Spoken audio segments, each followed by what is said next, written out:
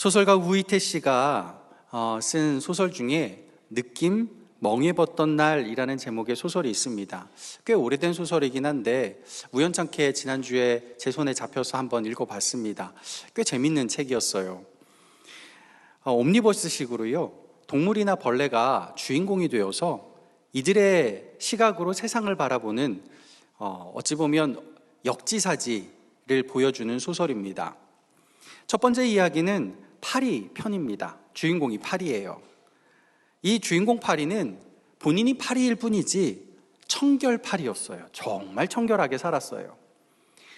태어나서 자란 그 집 밖을 한 번도 나가본 적 없고, 워낙 청결하게 살다 보니까 그 집 안에서도요, 이 화장실조차 한 번도 태어나서 그 화장실 더러운 곳엔 가보지도 않았습니다. 더러운 음식에는 내려앉지도 않았죠.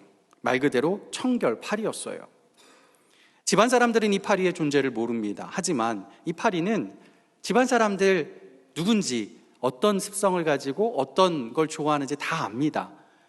특히 이 파리는 그 집안에 아이를 너무너무 좋아했어요.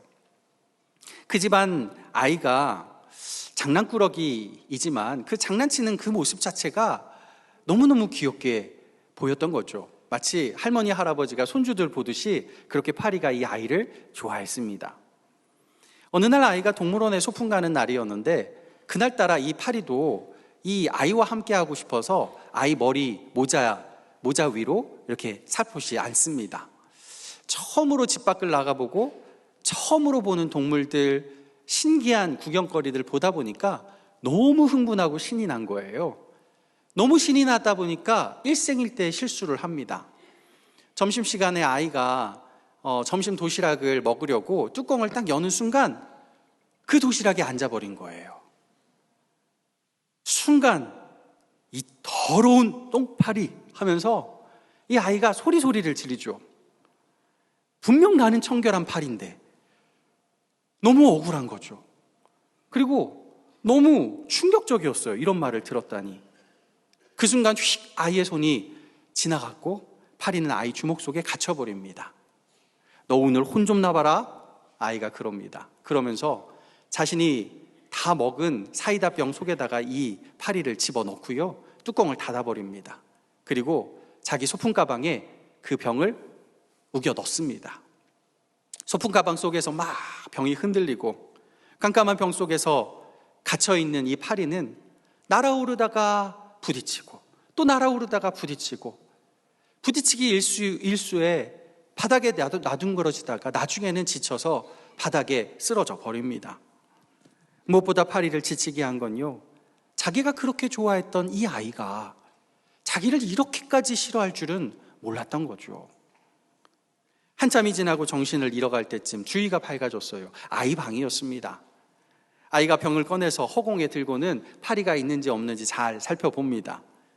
심술궂은 웃음을 한번 지어보더니 병뚜껑을 살짝 열고요, 손을 병뚜껑 연 그 구멍에 탁 막습니다. 그리고 병을 뒤로 하고 탁탁탁탁 털어서 다시 파리를 자기 손에 움켜쥡니다. 도망가면 안 돼. 내가 너 도망 못 가게 할 거야. 그러면서 한 손으로 파리 몸통을 쥐더니 날개 하나를 똑 뗍니다. 그 후로도 아이의 장난스러운 괴롭힘이, 이러저러한 괴롭힘이 계속됩니다. 그리고 파리는 마지막 피 맺힌 절규를 쏟으며 생을 마감합니다. 파리의 에피소드는 이런 글로 마무리되는데요, 그 어둠 속으로 떨어져 내리며 파리는 멀고 먼 하늘나라 어딘가에는 파리들만의 낙원이 있기를 기원했다. 참 서글프죠. 제가 이 소설을 읽다가 이제 파리 어떻게 잡지? 이런 생각을 했습니다. 근데요, 우리가 신앙생활 하면서 아마 신앙생활 평생 하다가 최소 한 번 이상은 이 파리 같은 인생이 내가 아닐까, 이런 느낌이 들 때가 오곤 합니다. 깜깜한 병 속에 갇혀서 아무리 날개짓해도 이리 부딪히고 저리 부딪히고 나뒹굴어지고, 나를 가둔 병이 쉴 새 없이 흔들려서 정신이 혼미해질 때가 있습니다. 그럴 때면 이런 질문이 우리 마음속에서 툭 튀어나오죠. 하나님, 나한테 왜 이러시나요? 하나님이 나에게 장난치시는 건가요? 나 하나님 너무 좋아하는데 하나님 나 미워하시는 겁니까? 이런 질문이 들 때 우리는 무엇을 해야 할까요? 바벨론에서 태어나서 평생 바벨론 사람으로 살았던 유다인들, 유다 2세, 3세들, 어느 날 문득 하나님의 음성을 듣습니다. 그게 에스라 1장이었죠. 지지난주에 읽었던. 하나님의 음성은 수많은 유다인들의 마음을 감동시켰고 그 즉시 일어나서 이삿짐을 싸고 머나먼 길 떠나 예루살렘과 유다 땅으로 이사 옵니다. 그게 에스라 2장 지난주의 말씀입니다. 오늘 읽은 에스라 3장은 유다 땅으로 이사 온 유다인들이 보낸 첫째 해와 둘째 해 2년간의 기록입니다. 이사 오기는 했지만 거기에 이민족들이 사람 사는 그 땅 말고 이미 버려지고 다 폐허가 된 그 땅들을 찾아가서 살게 되는 거죠. 그러니까 낯선 땅이기도 하고 오랫동안 버려진 땅이니까 먼저 개간부터 해야 되죠. 먼지도 털어내고 거미줄도 걷어내고 잡초로 무성해진 도로도 재정비를 해야 했습니다. 살만한 집도 마련도 하고 또 먹거리도 만들어야 되니까 텃밭도 또 논밭도 그 기경을 하고 가게도 마련해야 했습니다. 그렇게 보내는데 6개월의 시간이 걸렸습니다. 그게 1절에 나오는 말씀이에요. 다 마무리하고 나니까 7째 달이 되었습니다.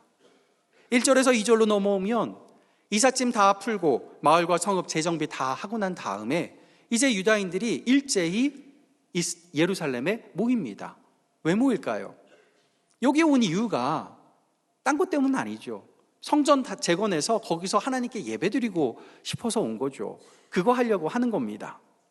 근데 바로 이때 문제가 발생합니다. 3절 말씀 초반에 보면 이렇게 나오죠. 무리가 모든 나라 백성을 두려워하여. 여기서 모든 나라 백성이라고 하면요, 아무 나라 백성 다 그게 아니고 이 말 그대로 직역을 하면 이겁니다. 그 땅들의 백성들입니다. 그 땅에 있던 백성들, 유다인들 말고 유다인들이 포로로 끌려간 70년 동안 버려진 땅이었죠. 버려진 땅에 무단으로 점거해서 거기서 살던 유다인 아닌 이민족들, 이들을 말합니다. 유다인들은 이들을 쫓아내거나요, 이들과 경쟁할 생각이 추호도 없었습니다. 그저 하나님 명령 따라서 성전 재건하고 또 하나님 명령 따라서 예배하고 평화롭게 살길 원했을 뿐이에요. 그런데 이 민족들의 생각은 다른 거죠. 자기들이 70년간 무단 점유했던 땅을 혹시라도 빼앗길까 봐 전전긍긍합니다. 이게 참 재산이란 게 참, 땅이란 게 참 우습죠. 무엇보다 이 땅에서 자기들 땅도 아닌 땅을 무단 점령하고 살면서 이 땅에서 하나님께 드리는 예배, 그 예배가 회복되는 걸 너무너무 싫어했어요. 유다 사람들이 돌아와서 집을 세울 때는요, 아무 말 안 하던 이들이 예루살렘 성전 건축하고 예배를 드리려고 하니까 난리가 난 거예요. 이 위협에 유다인들은 두려워합니다. 여기서 두려워하여라는 말이 나오는데 이 말의 히브리어는요, 테러, 갑작스럽고 엄습하는 공포, 이런 뜻이에요. 그냥 단순한 불안이나 막연한 두려움이 아닙니다. 지금 어디에서라도 갑자기 터질 수 있는 중동 지역 보시면 그런 경우 너무 많잖아요. 자살폭탄 테러 나듯이 폭탄 테러의 공포가 지금 이들 가운데, 유다인들 가운데 있었다는 것이에요. 실제로 그런 일들이 이후에 또 벌어지기도 하고요. 하나님 말씀 따라 모든 걸 다 내려놓고 새 삶을 살려고 떠나온 이 길, 유다인들은 마치 깜깜한 병 속에 갇혀버린 것 같아요. 오히려 바벨론 땅에 살면 자유롭게 자기들 마음대로 편안하게 살 수 있었는데 주님 위해서 불편을 무릅쓰고 여기까지 왔더니 이젠 더 이상 도망갈 데도 없고 달아날 데도 없고 완전히 갇혀버린 병 속인 것 같아요. 바벨론에 살았다면 유다인들 떵떵거리고 살던 사람들 많았는데 바벨론에 살았다면 이 저 특히 주변에 정말 보이지도 않는 곳에 사는 이 이민족들, 정말 한 주먹거리도 안 될 사람들인데 바벨론을 떠나서 지금 이곳에 오고 나니, 아니 그런 한 주먹거리도 안 되는 사람들이 주인 행세를 하면서 너 맛 좀 봐라 그러고 있는 겁니다. 그러고 나니까 그들의 주먹이요, 마이크 타이슨 그 핵주먹보다 더 크게 보이는 거예요. 이거 한번 잘못 비껴 맞아도 완전히 나가 떨어질 것 같은 그런 두려움에 사로잡혀 버립니다. 그래서 질문이 터져 나오는 거죠. 하나님, 나에게 왜 이러시나요? 나와 장난치시는 겁니까? 나 하나님 좋아서 여기까지 왔는데 하나님 도대체 나 미워하시는 겁니까? 이런 질문들이 유다인들 가운데 일어난 것이죠.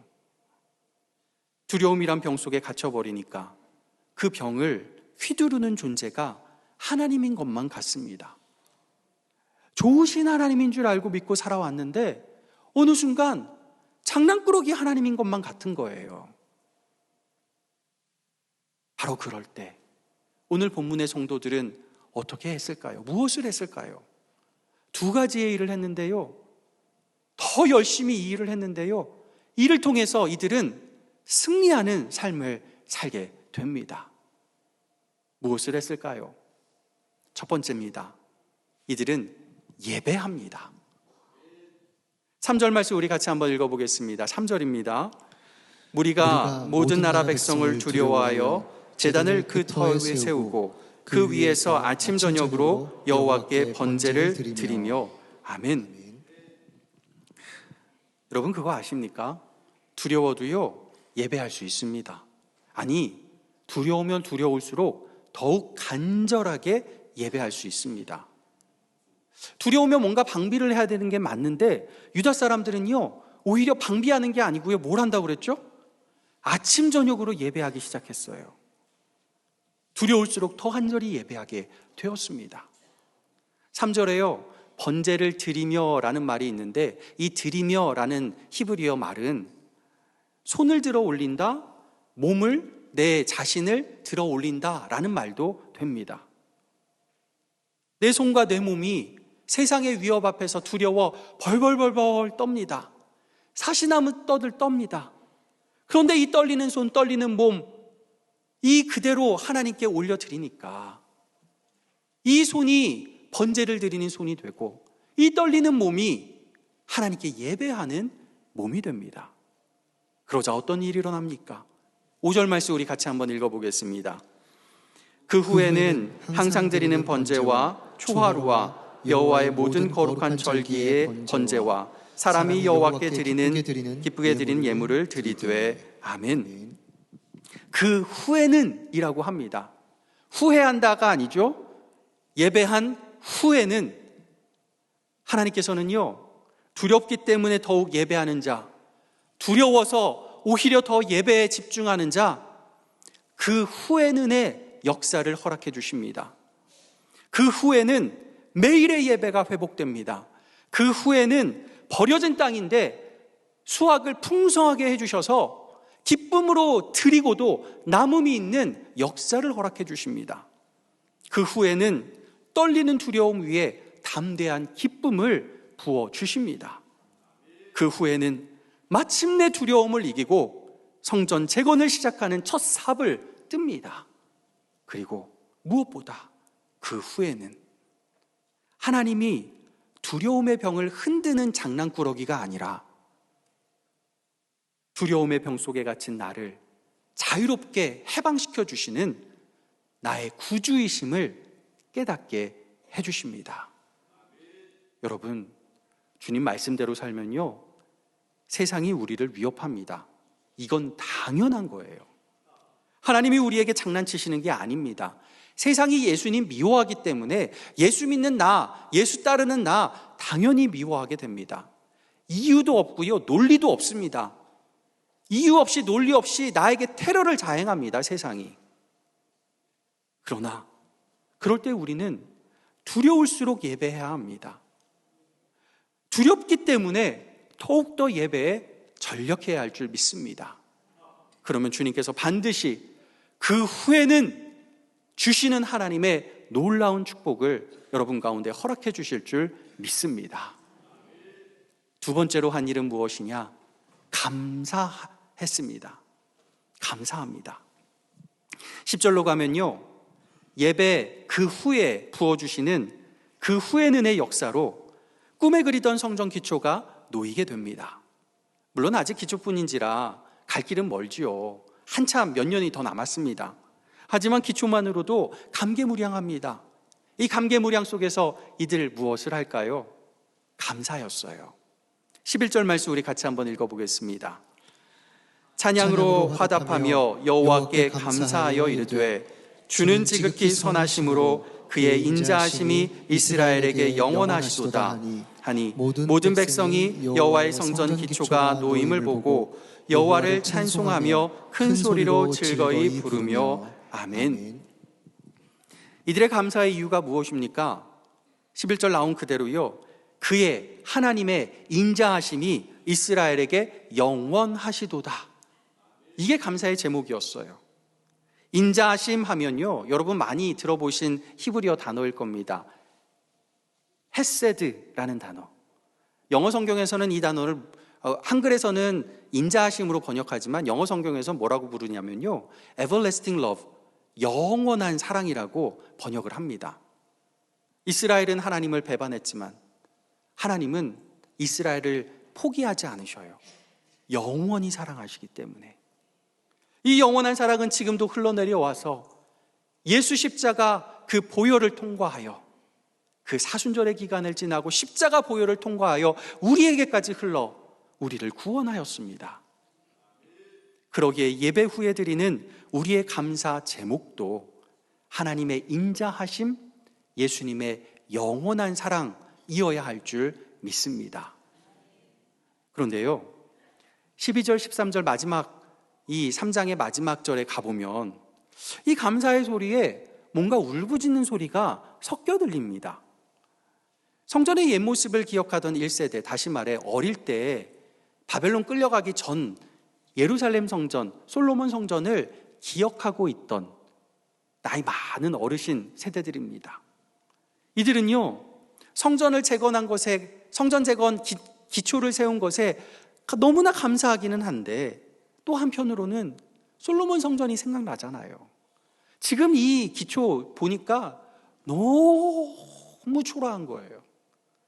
눈물이 앞을 가리고 대성통곡이 나오는 거죠. 속상하니까.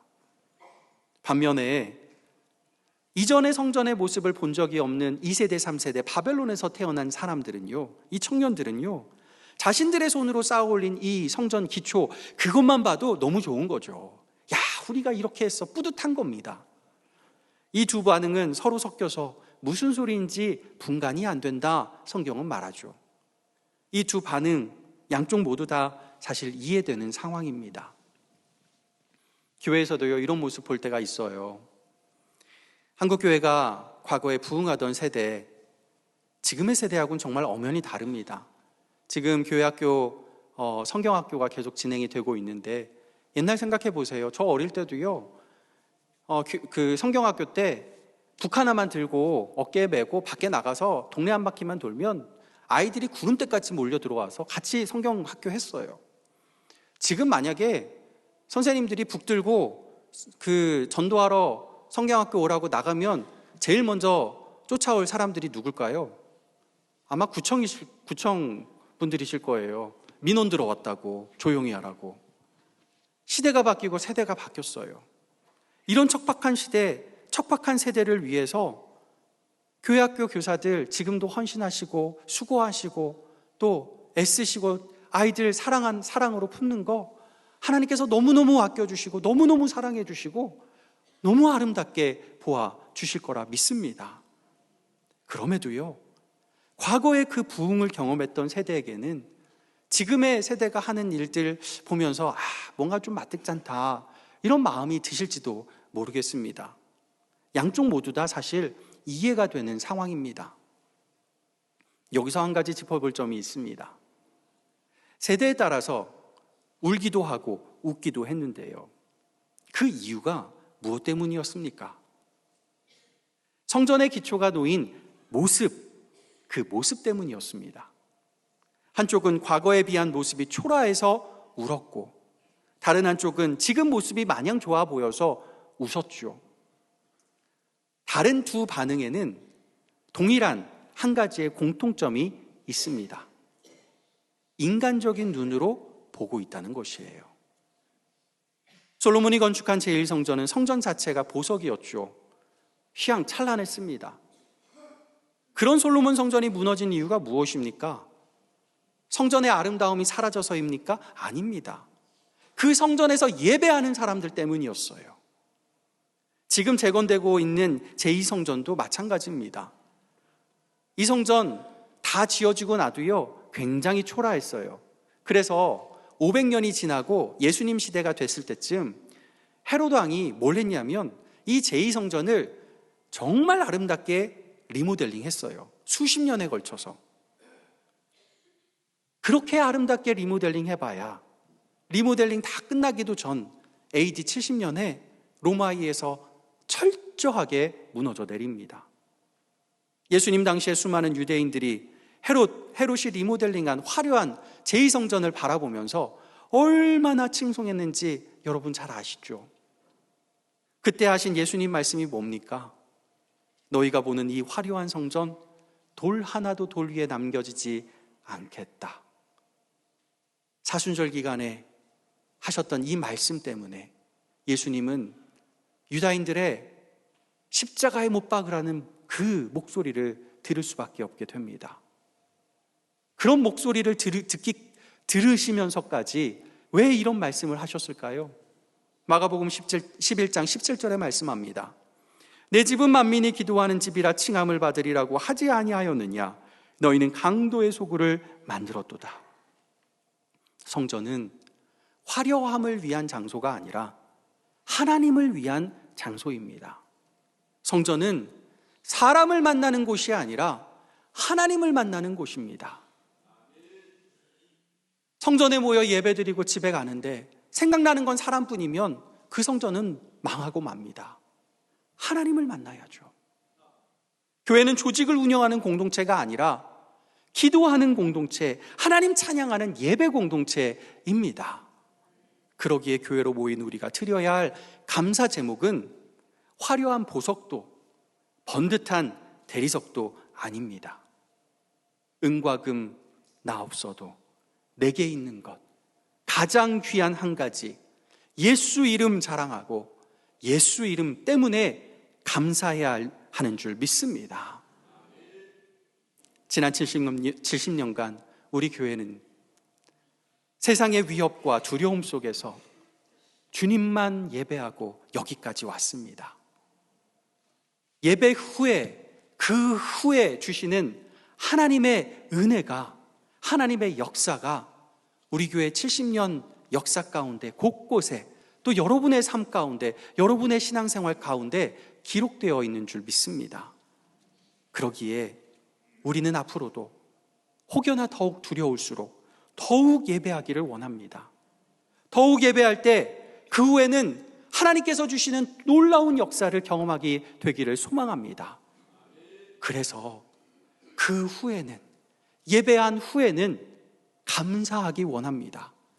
내가 해낸 일 때문에 감사 아니고, 성전이 아름다워서 감사가 아니고, 오직 하나님의 인자하심, 예수님의 영원한 사랑, 그 한 제목 때문에 나 주님께 감사합니다 고백하는 우리들 되기를 소망합니다. 여기까지도 오신 에베네셀 하나님의 인자하심에 감사하고, 앞으로도 영원히 우리와 우리 가정, 우리 교회를 사랑하실 그 주님께 감사하는 올 한 해 저와 여러분 되시기를 예수님의 이름으로 간절히 축복합니다. 기도하겠습니다. 아버지 하나님, 우리의 인생 가운데 두려움이 찾아올 때 더욱 주님 앞에 엎드려 예배하게 도와주시고, 아침 저녁으로 주님께 예배함으로 그 후에 주께서 베풀어 주실 하나님의 역사를 경험케 도와주시옵소서.